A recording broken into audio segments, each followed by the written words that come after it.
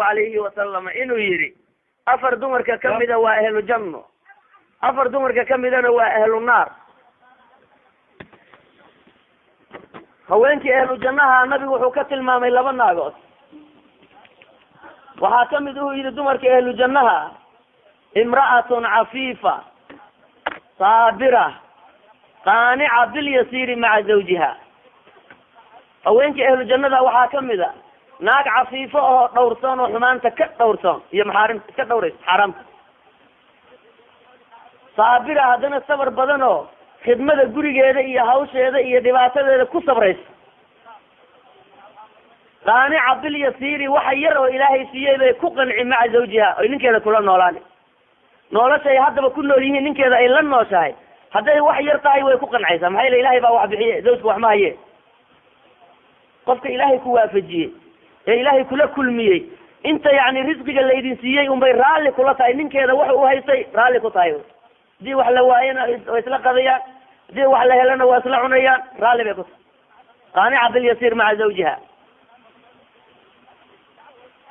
إن غاب عنها من كذا هدوم مقية أو صفر آلام أو ميل آلام حفظت نفسها ومالها نفسها وإلالي من كذا مركو مقية فاقتر موتها ninku hadduu reerkiisa ka maqan yahay hadda reerkiisu waxa uu ku sugan yahay ilaahay unba og soo ma marka khayaano samayn mayso ninkeedina daba mari maysa ninkeedu markuu maqan yahay nafteeda way ilaalin xumaantay ka ilaalin maalkiisana way ilaalin oo way xifdin marka uu joogo sidii maalka loo maamuli jiray yuu markuu maqan yahay inay u maamulaysaa bas wa in xadara hadduu yimaadana ninku hadduu yimaado inta uu joogana أمسكت لسانها عرب كذا يقبل عنه حقيس كل دي بميز عرب دي بكدر المجد والنار عرب كذا أنكو كل دي بيس يا هذا كيف رجالي كريم كان هو ينكرين أما شاكله وامرأة مات زوجها وهي ذات أولاد وعوك لو شيء النبي عليه الصلاة والسلام هو إنك أهل الجنة أو كشيء ناك منك يزيد انتي أولادنا وكدنت أقوما فحبست نفسها عليه أولادي بي نفسها يكو حباس خشية أن يضيعوا المها إنيها اللابان بيكيال عروتي هذه فرسانيسا ناقير بي أهيد هذا دونت وقت اللي جعلام اللي قرسان كريم يجوكتي مركا نفسها هذه وحي كو حباسي أولادي هذه المها هذه بي فرسانيسا ويتربيينيسا ويوناجينيسا مركا حقوق دي نفسها أيضو أي لهايد يرغبدي أي لهايد وإنين دور يوحولهايد ويسكديسا عروتي هذا درتي بيقودي naagto hadday un iska dhaqaaqdo in iska guursato ilmuhu waa la yacmaya waa intaasoo ay guursataba de ninaan carruurta waxbaba ku falayn ay dhaafi buu leeyahy maba raba carruurtaan marka de ilmihii meeshay ku dayacmayaan ku halaabayaan soo ma marka iyada ilmaheeday korsanaysaa way ilaalinaysaa way tarbiyeynaysaa intii juhdigeeda iyadun baa ku dadaalaysa taasna waa ahluljanna yidhi nabigu calayhi salaatu wasalaam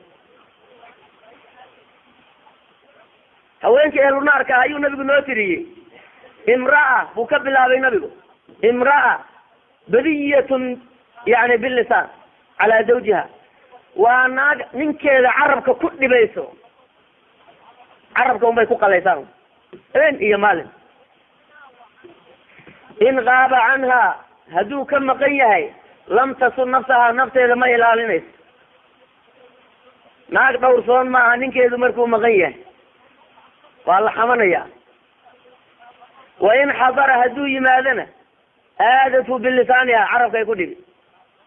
إن الله انتو جوغوا وهبار يهاران يقيلوا انتو مقياين ما بفعلوا عفيفا معها ناسا وناكحن وأهل النار بير النبي عليه الصلاة والسلام وامرأة وهي مدلبة تكلف زوجها ما لا يضيق naag ninkeeda ku kalifaysa wuxuuna awoodi karin markasta ninkeeda bay kalifaysaa waxa iyo waxaasaan u baahanaya haddaada keenin dhaqan ma yaala meesha aan ku kala tegayna markaasaa nafta ka dhacday si u ordayo ya xaguu ka keenaya ama dayn buu gelaya ama intuu u ordaya dee gurigiiba kuma soo hagaagi karo wixii laga dalbay isagoon wadin soo mashaqo ma waa mashaqo way mashaqaysay wuxuuna awoodi karin bay qoorta u gelisay waa dhib hajeeda o ما بقى عيسى من قبوبه يسوون كل بوحر لي شيء ونجي دبرتي سبعة نمين tan saddexaad waxa weeye imra'atun laa tasturu nafsaha min alrijaal, ragga ajaanibtaa iskama asturayso. watakruju mutabarija, guriga markay joogto cawradeeda ma qarsanayso, ragga ajaanibtaa iskama asturayso. madaxeedii baa banaan, dhinaceedii baa iska banaan, iyadoo garbasaaray meelaha taagan tahay, lugihii bay iska soo banaysan oo diricii bay kor soo xaydani, waata meelaha balaslayni. ragga ajaanibaa guriga tuuray, wamaca dalika isma asturayso. diinadeedii iyo quruxdeedii iyo meesha waxa o dhan loogu talagalay inay ninka khaas u ahaato umbaa banaanka iska waran. ma fiicna mogta waxaa loogu talagalay naanta badankeeda iyo quruxdeeda o dhan inay kay tahay oo ninkeeda un bes u tahay, qof kaleba ilahay oma banaynin. laakin hadday un ragga ku hor wado waa balaayo, imtixaan wey ya, lama ogola cawraadkooda inay naagu banaanka keenaan. watakruju mutabarija, mar alla markay guriga ka baxaysana iyadoo mutabarija ahay bixi, waxay ziinadaydi lahayd oo dhan intay korka iska saarto oo balaayo o dhan iyo cadin isku shubta ayay banaanka ubaxaysa. walaa tabarujna tabaruj aljaahiliyati alula, waa ilahay tabaruj bay samaynaysaa. naagta sidaa samaynaysa macsiya un bay ku dhex jirtaaye waa min ahli nnaar, ilaa an tatuuba, inay toobad keento mooyaane waxaa ka tanasushay ka tagto.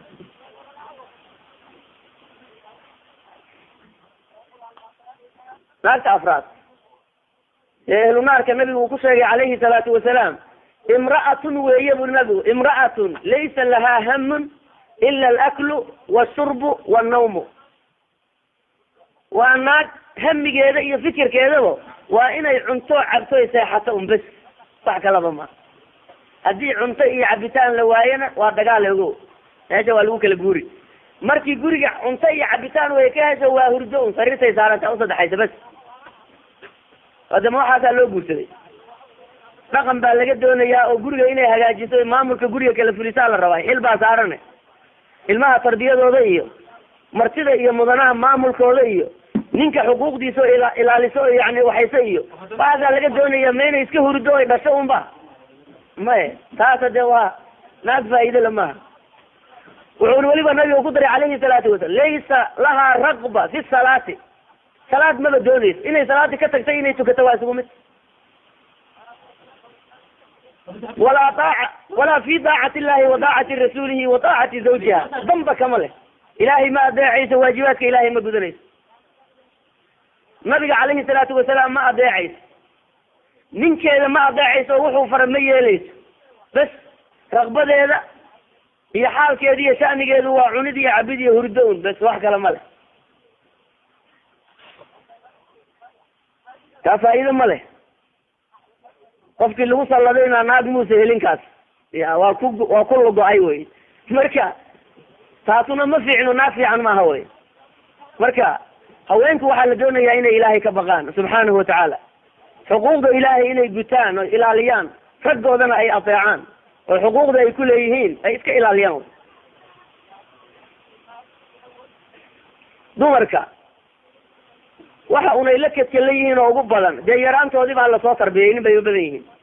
hadday qofkii wanaagsanaan lahayd oo reer wanaagsan kusoo dhex kortay oo yani sida loo wada noolaado taqaano oo tarbiyada wax ka fahmaysa hadday tahay, ninkeeda nolol wanaagsan bay kula dhaqmi lahayd.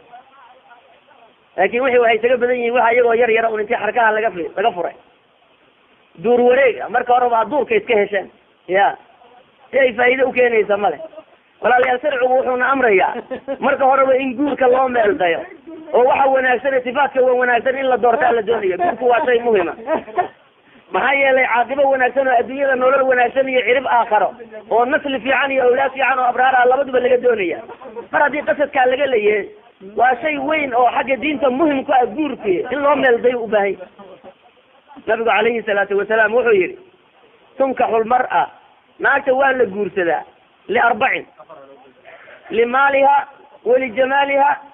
walixasabiha walidiiniha fatar bidaati diin taribad yadaa. naagta waa la guursadaa, afar shay baa loo guursadaa, laakin hal mida un baa laysku booriyo wanaagsan. fiir, limaaliha, maal waa lagu raacaa naagaha, waa sida hadda u badan.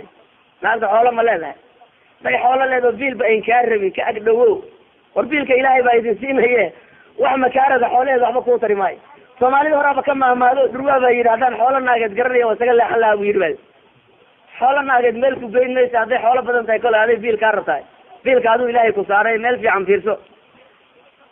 marka maalka un in lagu raaca hadda u badan hadday xoogaa dukaana leedahay ama ay dhoof ujeedo unbaa laga daba ordi waxba kuu tari maayo maalkeedu walijamaaliha quruxna waa lagu raacaa naagaha qurux baa loo guursadaa qurux keliya oon laga hoosaynina wax ma tarayso naag qurux badan oo gurigeedaba maamuli karin oo raaja maxay ku tari ama si kaleba u dabeecad xun oo barakaleya oo carab xun waxba kuu tari mayso mid madow oo fal xun oo mutaadibaha ka fiican waxba tari mayso marka jamaalkuna ma aha wax la ictimaado maaha walixasabiha meesha ay ka dhalatay reerka ay ka dhalatayna waa lagu raacaa soo inay hebel ma aha waa loo guursadaa walidiiniha buu yihi nabigu calayhi salaatu wasalaam diintana waa lagu raacaa naagaha oo liajli diin inaad u doorato naag mutadayino oo rashiida ah weeye qur-aankii bay taqaana diinkay wax ka taqaana waa muta'adibo si fiican baa loo idmiyey oo qof mutadayina maxaa ka fiican fadfar bidaati diin buri nabigu war ku liibaan marba haddaad guur ujeedo midda ehlu diinkaa ku liibaan